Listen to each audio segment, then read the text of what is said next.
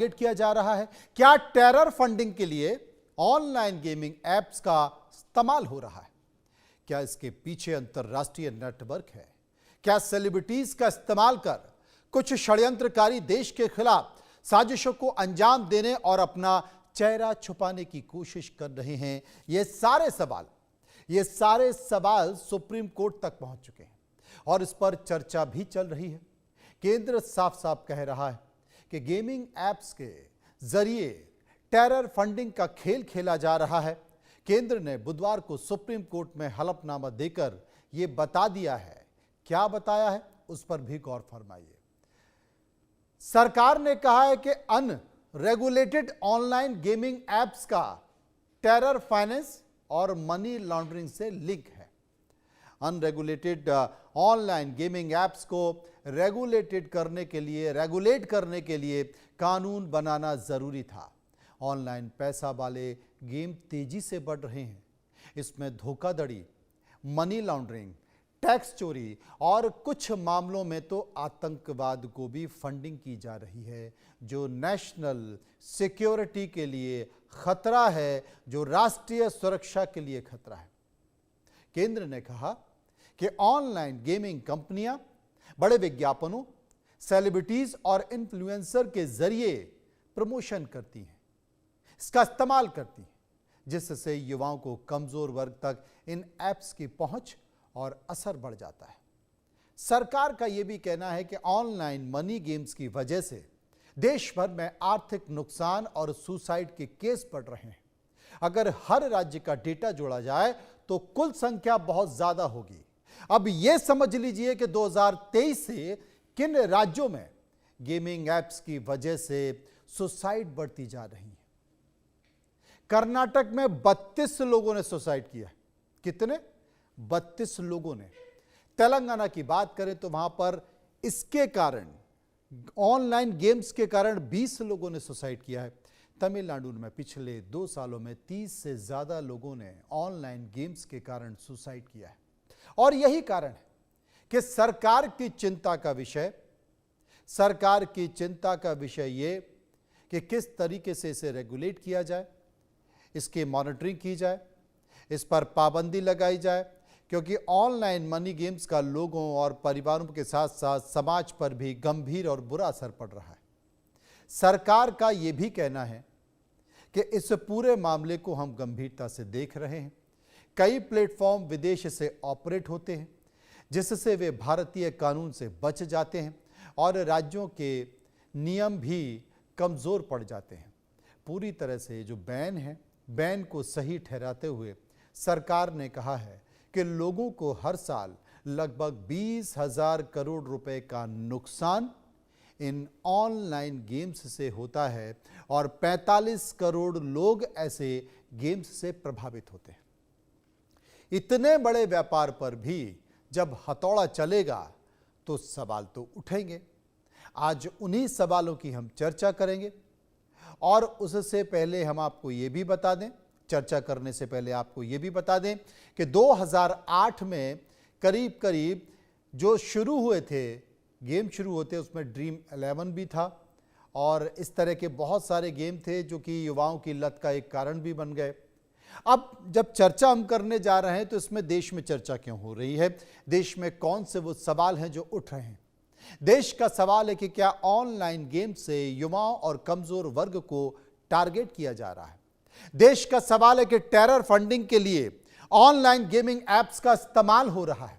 देश का सवाल है कि एकता और अखंडता के लिए क्या यह खतरा है। और देश का सवाल है कि ऑनलाइन मनी गेमिंग के पीछे अंतरराष्ट्रीय नेटवर्क का हाथ है। देश का सवाल है कि सेलिब्रिटीज का मोबाइल गेमिंग एप्स का प्रमोशन आतंकियों के लिए मददगार नहीं है। इन्हीं सवालों के इर्द गिर्द हम चर्चा करने की कोशिश करेंगे, समझने की कोशिश करेंगे। मेरे पास कुछ जानकार लोग हैं, मेरे साथ कुछ एक्सपर्ट जुड़ गए हैं, उनसे हम चर्चा करेंगे। संभव शर्मा, जो सुप्रीम कोर्ट में ऑनलाइन गेमिंग एप्स को लेकर चर्चा हो रही है, उस चर्चा को पिछले 2-3 दिन से लगातार बहुत बारीकी से समझने की कोशिश कोई और नहीं कर रहा बल्कि संभव शर्मा कर रहे हैं। और संभव शर्मा बताएंगे कि सुप्रीम कोर्ट में से कौन कौन से सवाल पूछे गए, और सरकार की तरफ से उसका जवाब क्या दिया गया, सरकार का क्या कहना था इस मसले पर, संभव बता दो। जी बिल्कुल, देखिए 104 पन्नों का ये हलफनामा, ये एफिडेविट जो केंद्र सरकार ने सुप्रीम कोर्ट में दाखिल किया है, इसमें कई चौंकाने वाले तथ्य उन्होंने रखे हैं। जो जिस तरह से आप दर्शकों को बता रहे थे, उसमें सबसे महत्वपूर्ण तो यही हो जाता है कि जो टेरर फंडिंग का एंगल है, अगर टेरर फंडिंग किसी भी तरह से लिंक्ड है ऑनलाइन मनी गेम से, जहां पैसा इन्वॉल्व है, जहां रियल मनी में जो गेम्स के ट्रांजैक्शंस होते हैं वो इन्वॉल्व हैं, तो अपने आप में ये एक तरह से राष्ट्रीय सुरक्षा का मुद्दा बन जाता है, नेशनल सिक्योरिटी का। और यहाँ केंद्र सरकार ने इस बात का सुप्रीम कोर्ट में दावा किया है। 104 पन्नों की हलफनामे एफिडेविट की कॉपी हमारे पास है और उसमें तमाम ऐसी चीज़ें कही गई हैं जो चौंकाने वाली हैं। मैं एक दो चीज़ें अपने दर्शकों के साथ शेयर करना चाहूँगा। इसके अनुसार, एफिडेविट के अनुसार, ये लगभग 20,000 करोड़ रुपए का जो एक्सचेकर लगभग जो लॉस है वो सिर्फ इस वजह से हुआ है कि जो यूज़र्स हैं रियल मनी गेम के, जहाँ पैसा इन्वॉल्व है, जिन खेलों में जहाँ बच्चे और युवा एक तरह से लत लग जाती है, उसकी वजह से लगभग 20,000 करोड़ रुपए का उनको नुकसान हुआ है। ये एक एस्टिमेट है। इसके अलावा सुसाइड के केस, जिस तरह से मनु जी यहाँ पर बता रहे थे कि सुसाइड के केसेस खासकर कई डेटा कर्नाटक से हैं, जहाँ जनवरी से लेके जुलाई 2025 तक के जो सुसाइड के डेटा हैं वो यहाँ पर केंद्र सरकार ने साझा किए हैं। इसके अलावा जो महत्वपूर्ण बिंदु हैं वो मैं अपने दर्शकों को यहाँ पर बताना चाहता हूँ। जो अनरेगुलेटेड, अनियंत्रित ऑनलाइन मनी गेमिंग है, उसके तहत जो बात केंद्र सरकार ने कही है उसमें ये है कि ना सिर्फ ये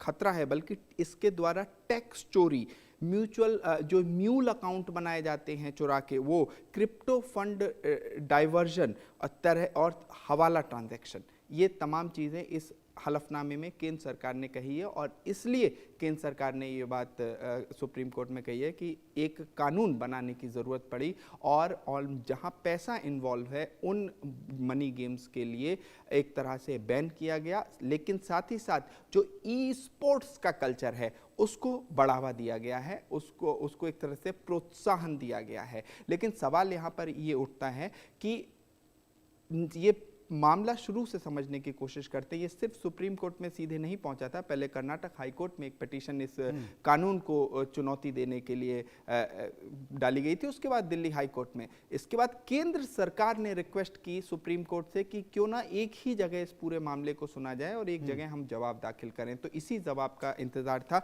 यहाँ कई ऐसे तथ्य हैं जैसे कि 5,700 करोड़ रुपए फाइनेंशियल ईयर 2023 से 24 के बीच में पूरा इसका एक बजट था। इसमें फॉरेन ट्रांसफर पैसा किया गया है। और ये बात सिर्फ ऐसे ही नहीं की जा रही है कि केंद्र सरकार ने ये बात कह दी। केंद्र सरकार ने यहाँ तक कहा है कि अगर ज़रूरत पड़ी तो सील बंद लिफाफे में ये जो डेटा है कहाँ से आया, किन एजेंसीज ने ये प्रोवाइड किया डेटा, उसकी पूरी जानकारी सुप्रीम कोर्ट में। मुझे लगता है कि सुप्रीम कोर्ट समझना चाहता है कि भाई अगर आप इस